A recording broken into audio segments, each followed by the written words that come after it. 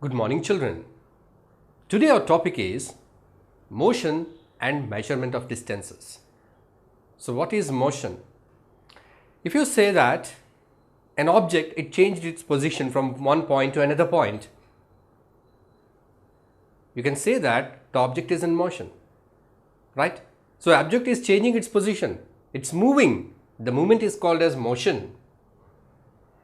And measurement of distances. An object, it moved from one point to another point. Here the point A, here is an object. Here the point B, this object, it moved from here to here. So you call this as motion. Object moved from position A to position B. You call it as a motion. But here the question is, how much distance it traveled? So what is the distance between point A and B? Somebody told you the ball has gone from A to B. So you notice that there is some motion. Yes, there is some motion because it moved from place A to B. So motion is there, it's fixed. How much distance it moved? That is the measurement of distances. Actually, how to do this? In this lesson, we are going to understand the types of motion and how to measure the distances between two different points. So let us begin with the very well known thing, the transport that we see every day, we use every day. You are using transport to come to your school. You see that your friends and yourself, you are going to school by different means of transport. You may be taking the school bus. Your friend may be taking his own car. His or her father may be dropping in their own car or on their own bike. Some people may be coming in the auto rickshaw. Some people may be coming by walk. If their house is very close by to the school, they may be coming by walk. Some by their own bicycles, they ride and come to the school. So you see that's a bicycle. It's a means of transport. Bike is a means of transport. Car is a means of transport. School bus is a means of transport. So they are using different means of transport to come to the school, the same point. Right. You might be going out for your vacation, outing, out of station to the pilgrim spots or tourist spots with your parents in summer holidays. You may be going to your grandmother or grandfather's house. How do you go? You take a means of transport. You go by either bus or by car or by motorbike if it is very close. Or if it is very far, you take a flight or train. You book a train ticket. Or you may book a flight if they are staying abroad. They are in US or Australia, Canada. You are going by flight. So you are taking a particular means of transport depending upon the distance. See here the point. If it is a very close by distance, you take some bicycle or motorcycle. If it is very far distance, you take a train or a flight. So it all depends upon the distance. So we have different means of transport. As I told you that we have cycle, we have bus, we have car, bike, train, flight, all this. Right. So which one do we choose? We choose the means of transport on basing different factors. One is the distance. The first one is the distance.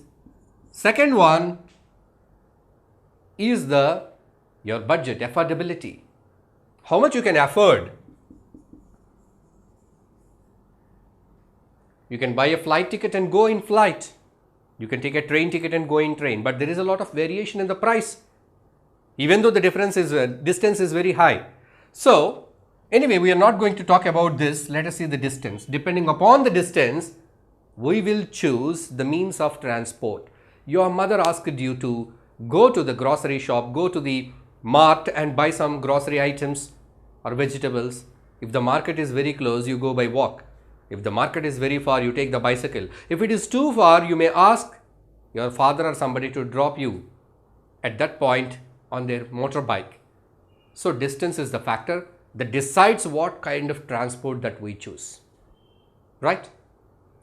So before we see that, let us see the transport and the history of transport, how the transportation is developed and what are the various means of transportation modern transport have come into use. In the olden days, there was no technology. In ancient times, people used to use wooden logs for their travel.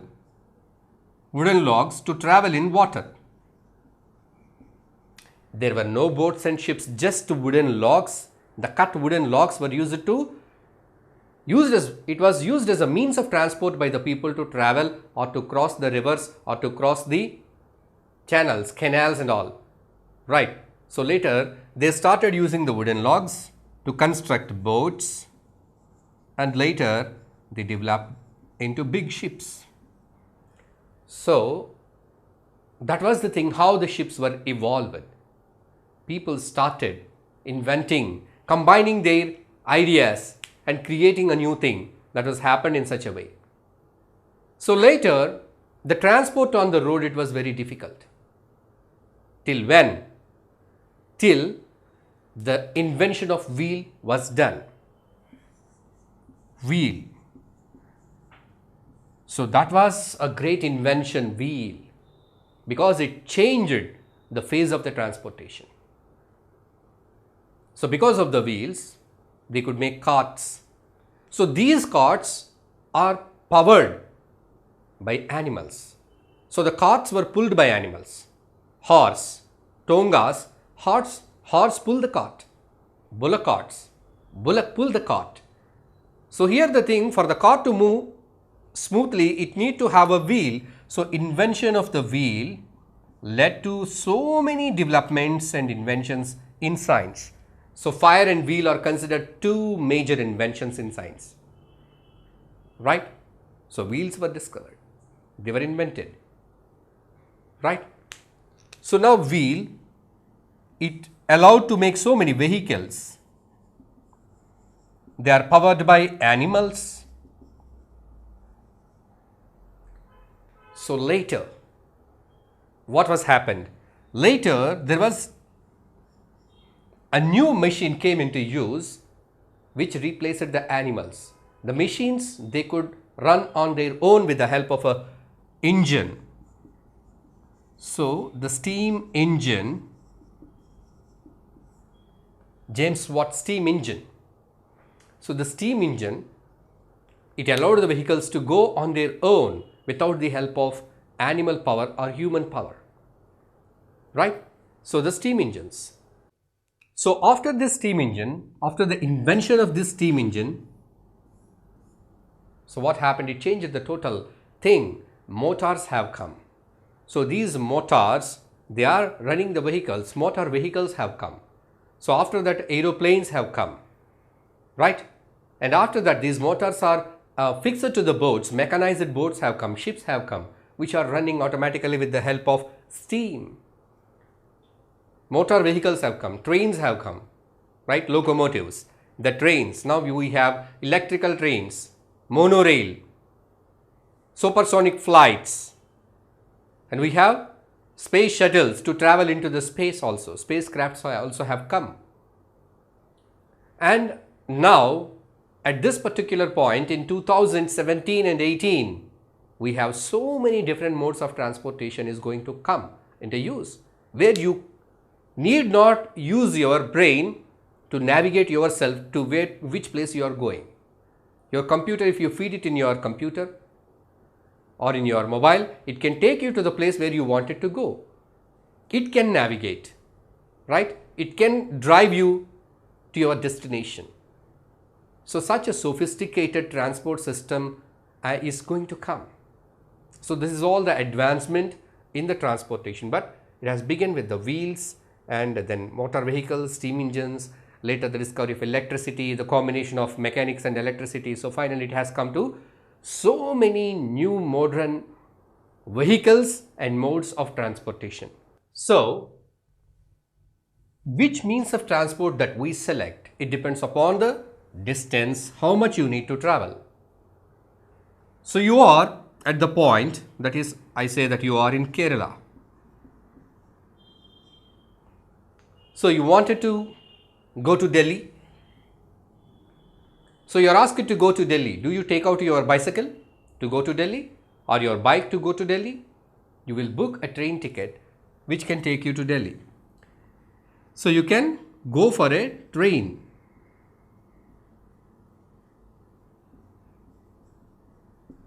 If not, if you wanted to go a bit faster, then you will book a flight.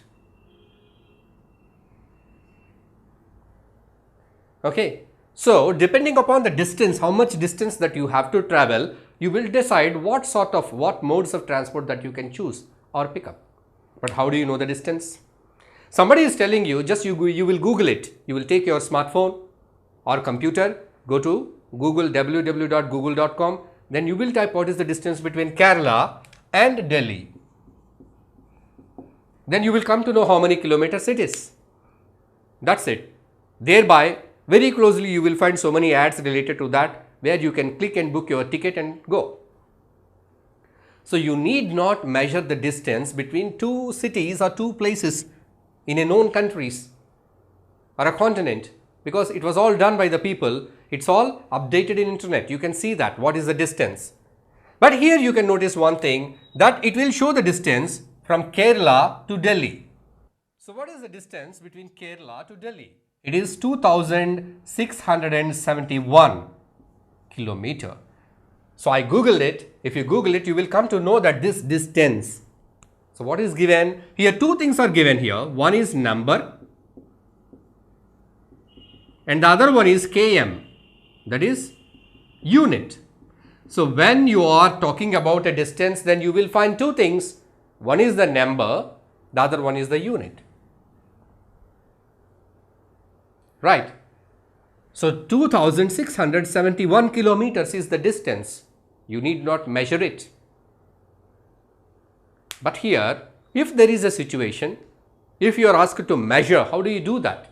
How do you measure it? So what do you need? Let us see the situation. So here is your desk in your classroom.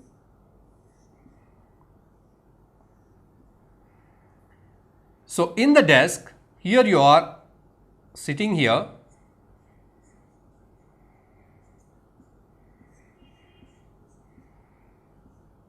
You are sitting, and beside you there is one more person sitting you beside. Beside you there is one more boy sitting here.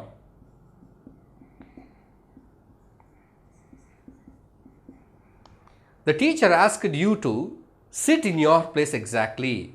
Do not get into the other's place. So the desk is shared among two people. So this is shared among A and B. The teacher told, do not come into the place of A to B. So they need to sit in their own place. That means they have to share the bench. That means they have to define their territories, means their border, which they should not cross. This person should not cross into his area. This person should not go into his area. So how can they do that? Teacher asked them to draw a line at the center. Here just I am estimating the distance. I am putting a line here, but it is not exactly the center. It's rough estimation, just I am estimating. So if any one of this A or B, if they have drawn a line with estimation, they will go for a conflict. They say that it is not accurate. You are taking more area. I am taking less area. I am given less area. Likewise, they will fight together. So it should be a standard division. It should be a very accurate division of the space. Then only both of them will accept it. Otherwise, they don't accept. If this person is telling this is the center, he will not accept. If this boy is telling this is the center, he will not accept, because it should have some scientific proof that both are equal. It is at the center. So now the teacher asked to solve their problem. They wanted to measure the distance and solve it. So what do they have to measure with? Measurement means comparison of a quantity with a known quantity. Right? Comparison. Just they are comparing the length of the desk with the things that they have. So what they have, these people, they have gilli danda with them. You know the gilli danda that is used to play. So gilli danda, they used the gilli danda like this, gilli and danda, to measure. So when they started measuring, totally it has come like 4 gillis and 2 dandas. Right? So, one danda and two gilli will do for the length, but sometimes, so this gilli danda they use it to measure, okay, one gilli, one danda, one gilli, that is one half. One gilli, one danda and one gilli, that is another half. In that way it is equal. But here the question comes like Mr. B says that gilli danda was bought by A, so I don't accept that. I have my own gilli danda with which I will measure. That is a different case. Because all gilli danda need not be in same size. So again there is a confusion. So they wanted to measure with the cricket bat. It is not possible here. They have measured one bat, two bat. They cannot exactly divide that with the help of cricket bat. So cricket bat is not a suitable device to measure. Gilli danda is not a suitable device to measure because always it is not justified. If they are measuring with such things, some of the area of the desk might be left, or sometimes the measuring device will be much more longer than the bench.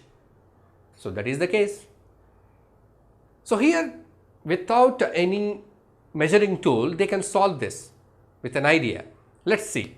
They have taken one string, one thread and measured till the end of the bench. They have cut it here. So this length they have taken here to here. Now they folded this like this back.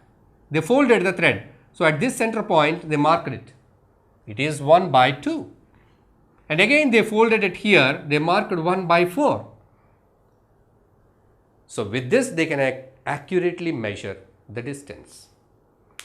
But even with strings it is not possible always. If it is a very long distance, you cannot take such a long string to measure.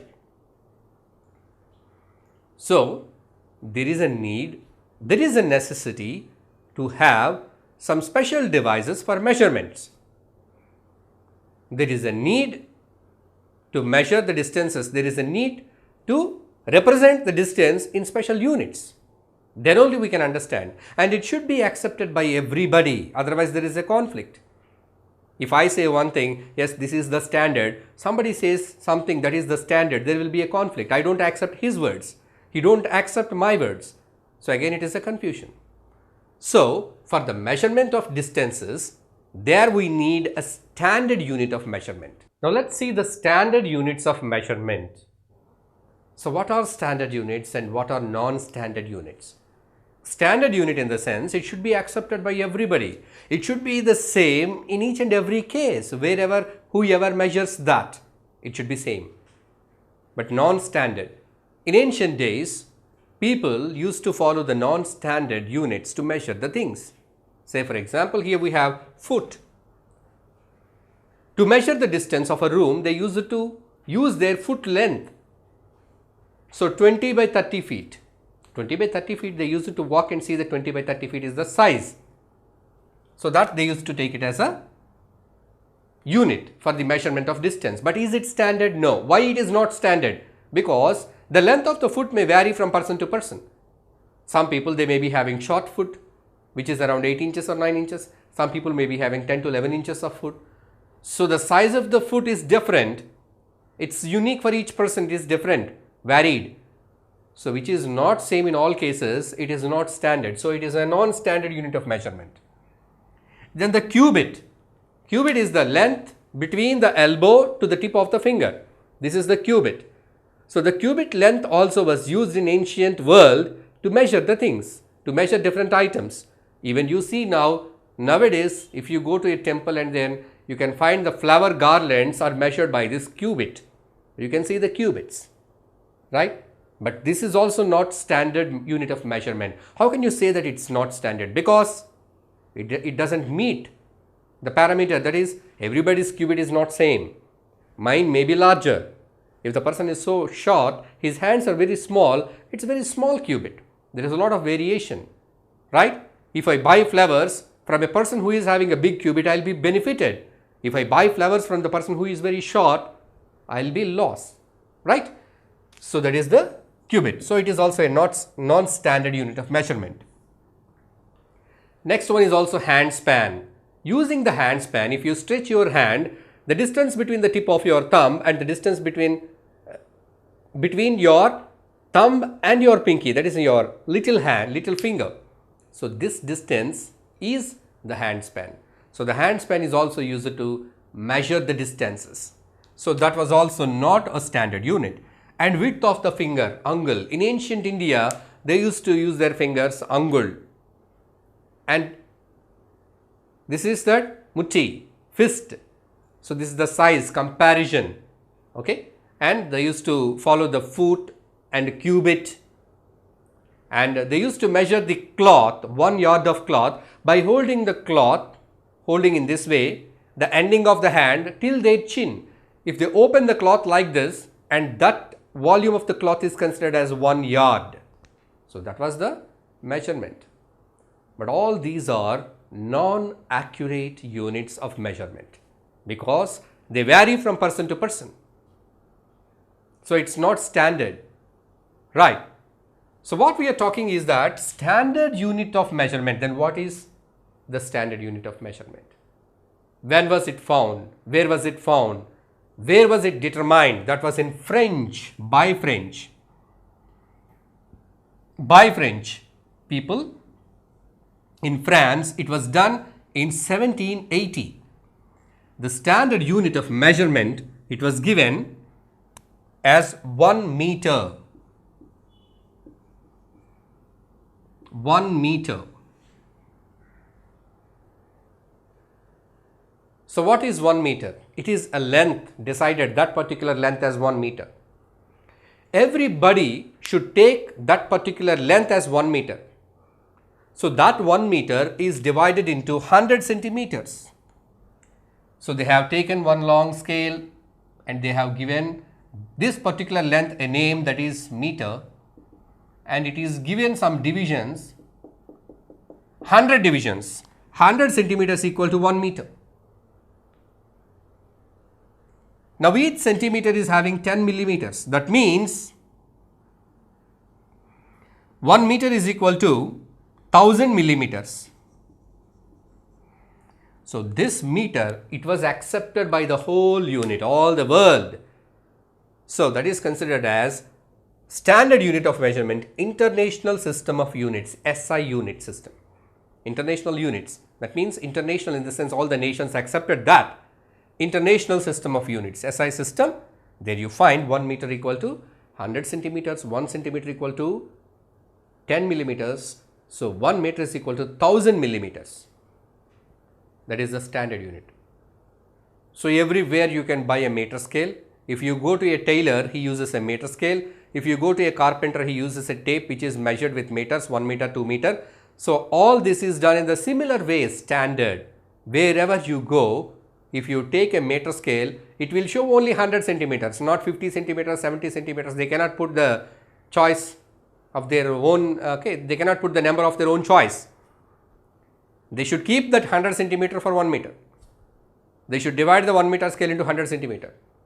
And they cannot take the centimeter of their own choice. The centimeter must be having 10 millimeters. And overall 1000 millimeters should make 1 meter. That is the standard unit of length. Right. This is for to measure the smaller length. If to measure the long length, like distance between two places, as earlier I told, the distance between Kerala and Delhi, it is 2600 kilometers. There I used the word kilometers. So the bigger unit of meter is kilometers. 1000 meters is equal to 1 kilometer. That is the bigger unit. So this is the standard unit of measurement. Using a hand span, using a cubit, using foot, using other body parts to measure the things is not accurate because they are varied from person to person. So it will be different from person to person. It's not standard. So the standard unit of measurement is meter. So now let us see. We have seen the standard unit of measurement is meter. So we follow the same. Even you take the same unit of measurement to do your classwork in your mathematics or in physics. If you have to draw any diagrams given by your teacher, you use a scale, a ruler that is found in your geometry box. So you may be using a small scale, small ruler which is having the graduation up to 15 centimeters. These are centimeters. Now let's see how to use your scale properly. There are certain rules by which you can use your scale properly to get exact result, to measure the distances properly. If you do not use the scale properly, you may go for a wrong value. You may not be able to measure the distance accurately. Say for example, here you have a box. This is the box. How do you measure the length of this box? Here is the box. So you have placed the scale. See that the first point, hold the scale properly. See that the scale is aligned straight. Don't keep the scale like this or like this. See the edges of the box and the scale. They are aligned properly. Then you can take the measurement. You can count 1, 2, 3, 4, 5, 6, 7. And you have crossed 7 centimeters. After crossing 7 centimeters, there are tiny markings which show the millimeter. So after crossing 7, you have gone to 3. That means 7.3 centimeter. That means till 7 centimeter, you have crossed 7 and you crossed 3 subsections, smaller marks. You can see here the bigger markings show the distance between centimeter. Here to here 1 centimeter, here to here 1 centimeter. In between you have 10 smaller lines, small divisions, right? So the distance we have crossed here, 7 we crossed, but we didn't reach 8. So you cannot say that the length of the box is 8 centimeter because just we crossed 7, we didn't reach 8. So after crossing 7, how many divisions we crossed? 3. So you count it as 7.3 centimeters. And what care you have to take, you should keep the scale or ruler straight. Don't keep it upside down, tilted like this, so by that you will get a wrong value. That is the first point. Second thing is count properly. See that you have kept the scale at the edge, that is the 0 point. Now 0 to 1, 1 centimeter, 1 to 2, 2 centimeter, 2 to 3, 3 centimeter, 4 centimeter, 5 centimeter. So the counting must be proper. Sometimes if your scale is broken like this at the edges, you don't have the scale completely because the 0 marking and some divisions are gone. Because it is the old scale or ruler, the endings are worn out. Now you can start measuring from 1, right? So you can count from 1 and you can see that till how many divisions it is coming. Then what to do in the final value? Say for example, here you are using the scale. This is one more box we have here. So this is your scale. But in your scale, what happened is that the edges were broken. You don't have the edges. So here you have 1, 2, 3, 4, 5, 6, 7, 9. So you kept the scale like this to the box. It started at 1, ended at 9. So you cannot say that this is 9 centimeter. How comes it 9 centimeters? Let us count. This is here to here 1 centimeter, here to here 2 centimeter, here to here 3 centimeter, here to here 4, here to here 5, here to here 6, here to here 7, here to here 8. It only 8 centimeter, not 9. Just you cannot take this number because you left 1 centimeter here. You didn't start at 0. If you start at 1, the final reading 9 minus 1 because 1 you have left here. So deduct that 1, you will get 8 centimeter. So if you are using your scale at 1 degree, that is at 1 centimeter, then you have to deduct 1 from the final value. If you are using the scale right from the beginning, that is from the 0 centimeter, then you can take the final value as your distance. This is the way how you have to measure. And you need to take one more care while using a scale. You should see the value where the measurement ends matches with the scale exactly at the straight point at 90 degrees. That means if this is your eye, you should see like this. You cannot see from side. You cannot measure like this. That will be wrong. You cannot measure like this. Like this. It should be straight to you. So your view should be straight to the number which you are counting, the position of the scale. Then you will get the exact value. So these 3 points are to be kept in mind while measuring the distance of any object using a meter scale or a small scale or a tape or whatsoever it is. So we have seen how to measure the distance between two different points by using a meter scale. Right, a ruler can be used to measure the distance, or a tape can be used to measure the distance between 2 points. Here we have 2 more points, A and B. Now how to measure the distance between A and B? It's very simple. You may get a doubt. Don't you know that? We can use a scale. We can bring a scale and see that what is the distance in centimeters. But here the thing is, point A to B, there is a path. This is a park. This is a path, walking area by which we can reach A to B. So the distance we have to measure is the path of this particular point A to B.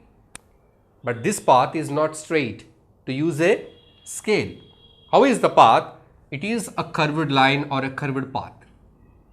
It is not straight. How can I measure this now? So a scale, I cannot use the scale. Scale is because it's straight. It is not accurate. If you measure the distance between A and B using a scale, it is not correct. So here I can take help of a thread or a rope to measure the distance of a curved line. So let us see how to do that. Here I have a jute thread. See, to measure the distance, first I have to hold the thread at this starting point. Now I keep the thread to some other point, to some other extent here. I can hold it like, and with the other hand I am taking one more point. I am extending it. I am holding another point. I am holding that point with my left hand, and I am taking out the thread with my right hand, and I am leaving the left hand, holding this point again. I am taking out the thread. I am holding, leaving this, and again I am doing the same till the end of that point. So this is the length of the curved line. You see that it is much bigger, right, if you keep it straight. So if you keep the thread in this position, this thread will fit into this line. So this is the length of the curved line. You can take this length and you can keep it near a scale to measure how many centimeters it is. It is very simple. So this is the way how a curved line is measured. So moving things around us, we find so many things moving around us, right? Simply just I am sitting in a chair and seeing that I switched on the fan. I see the fan is moving. It is moving. There is a kind of motion. I see some fly. It came into my room. It's going here and there buzzing. I'm feared that it may go into my ears. Just I plugged my ears. So it's taking different path. It's not going in a particular way. It's going all around, and finally it went off through the window. Right. So see that. Then I found some ants were taking some sugar, fell on the ground. The ants, they were coming in one particular pattern. They are taking a path and going up. So different things around us, whether living or non-living, they show some kind of motion. Sometimes we can observe a one particular pattern in the motion. Right. Just I switched on the fan is rotating. So it is moving in one particular fashion. I see the pendulum of a clock. It's going in one particular fashion. You might have observed the different kind of motions when you go to a fair. If you go to a fun fair, what do you find over there? You find so many rides, right? You enjoy the rides. So how are the rides? What kind of rides do you find over there? You will find a big giant wheel. Yes. You take the giant wheel, you sit in the giant wheel, you go up there and you come down in a circular way. So there you are kept in a motion. You will enjoy the thrill. You will get the thrill when you are engaged in such a motion. What is that motion? It's a circular motion. And if you are kept in a, that is Mary Columbus. Mary Columbus It's like a swing. You will be going up and coming back. You have a to and fro motion, but that motion has a specific pattern. It goes up and comes down. You take a roller coaster, it goes this way, that way, this way, that way, finally comes down. It's a zigzag motion. You take a ride of a mini train, it goes in a circular track, it moves in such a way. So that motion has also got some pattern. Right. So this way you will find different kinds of motion. We observe different kinds of motion around us. So shall we categorize the different types of motion here? Let's see. The first one is rectilinear motion.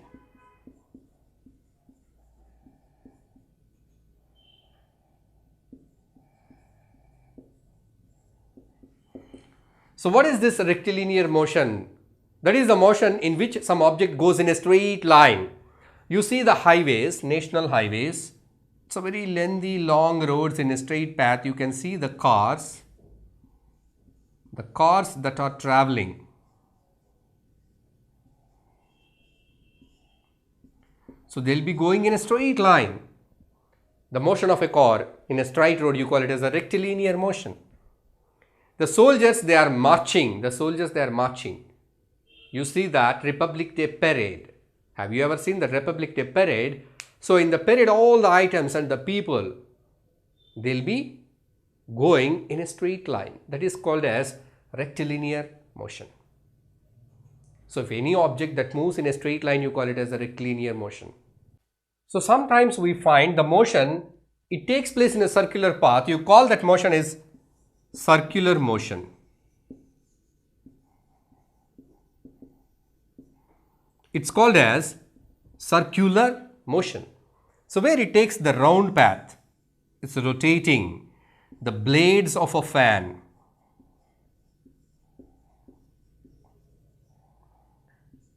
The blades of a fan. And what else? You can find merry-go-round.